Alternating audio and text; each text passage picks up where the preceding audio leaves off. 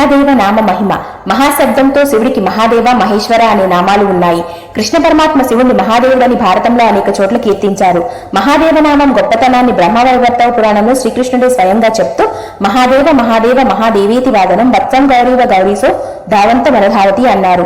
ఎవరైతే మహాదేవ మహాదేవ అంటారో వారి వెంట ఎల్లప్పుడూ శివుడు ఉంటారు. ఎలా ఉంటారంటే వత్సం గౌరీవ గౌరీస దూడ వెంట ఆవుల మహాదేవ మహాదేవ అని పిలిచే భక్తుల వెంట శివుడు ఎల్లప్పుడూ ఉంటారట.